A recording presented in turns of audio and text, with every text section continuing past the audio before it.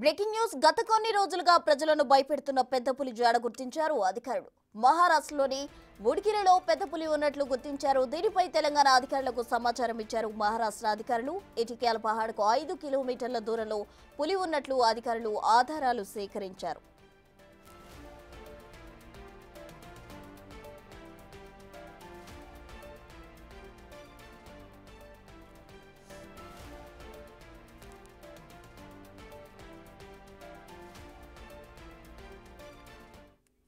గత కొన్ని రోజులుగా ప్రజలను వణికిస్తున్న పెద్ద పులి జాడను అధికారులు గుర్తించారు. మహారాష్ట్రకి వెళ్లిపోయినట్లు సమాచారం అందించారు అధికారులు. అయితే దీనికి సంబంధించి పూర్తి వివరాలు అందించేందుకు మా ప్రతినిధి అంజయ్య సిద్ధంగా ఉన్నారు. అంజయ్య, చెప్పండి. అయితే కొన్ని రోజుల క్రితం కూడా అయితే మహారాష్ట్రకి వెళ్లిపోయింది అన్నారు. బట్ పెద్ద పులి అయితే తిరిగి వచ్చింది. ఈసారి కూడా వచ్చే అవకాశం ఉందా? అసలు అధికారులు ఏమంటున్నారు?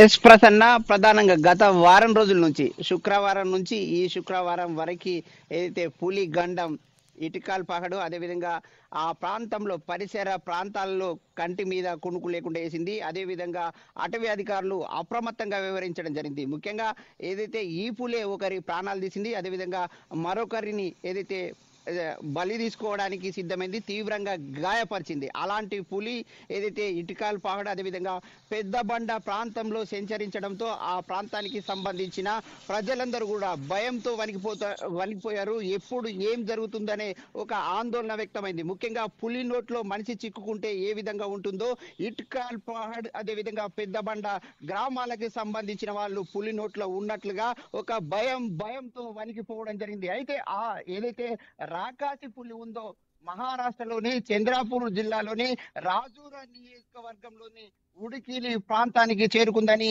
అక్కడున్న అటవీ అధికారులు, మహారాష్ట్రకు సంబంధించిన అటవీ అధికారులు, ఇక్కడున్న తెలంగాణకి సంబంధించిన సిర్పూటికి సంబంధించిన అటవీ అధికారులకు సమాచారం ఇవ్వడం జరిగింది. అయితే ఉడికిలి ప్రాంతం ఇటికాలు ఏదైతే తెలంగాణలోని ఇటికాలు పహడుందో ఈ రెండింటి మధ్య దూరం 5 కిలోమీటర్లు మాత్రమే. మళ్ళీ రాకాసి పులి అక్కడి నుంచి ఉడికిల నుంచి మళ్ళీ తెలంగాణ వైపు వచ్చే అవకాశాలు ఉన్నాయని ఒక అప్రమత్తత కొనసాగుతుంది. ఇప్పటికే అటవీ అధికారులందరూ కూడా ఏదైతే ఒక 100 మంది ట్రాకింగ్ కు సంబంధించిన సిబ్బంది, అదేవిధంగా మరొక 100 అటవీ శాఖకు సంబంధించిన ఉన్నతాధికారులు కూడా